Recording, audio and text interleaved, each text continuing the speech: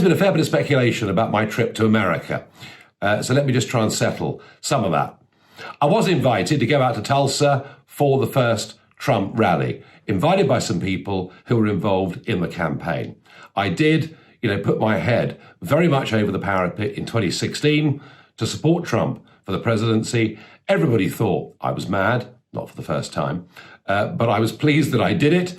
And I went to Tulsa because I wanted to show from the very start that I believe Trump, and whatever faults or imperfections you can find in him, whatever you think about some of his tweets, some of his comments, the fact is, here is somebody with the moral courage to stand up against this mad, lunatic, far left wave that we're seeing right across the Western world. Tearing down statues, rule by mob. We even heard yesterday that a statue of former President Teddy Roosevelt has even been removed from a museum. This attempt to completely erase history, it just cannot be allowed to continue.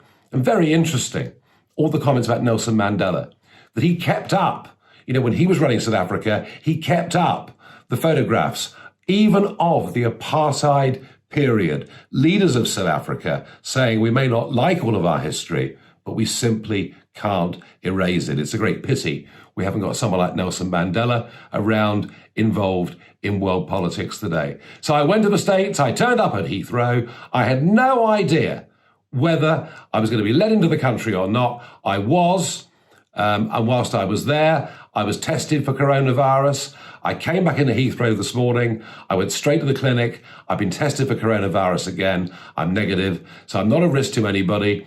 I am supporting President Trump all the way. I do actually think that without him, I worry that other Western leaders will not have the courage to face up to the radical left, to face up to the threat of the Chinese Communist Party. And certainly, I don't see our Prime Minister standing up to any of these things. Just maybe a re-elected Donald Trump can do it. The rally itself in Tulsa was not a complete, huge, overwhelming success. It was the first rally of the campaign, difficult after months of offices not being full of people. They've got some lessons to learn. They've got some progress to make.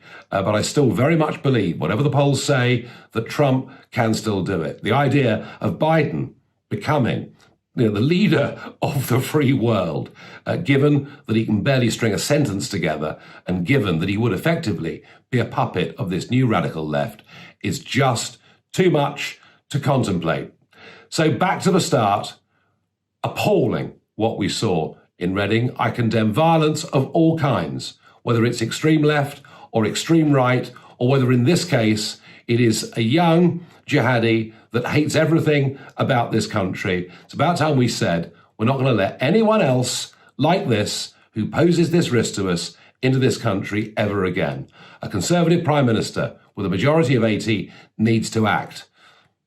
But don't hold your breath.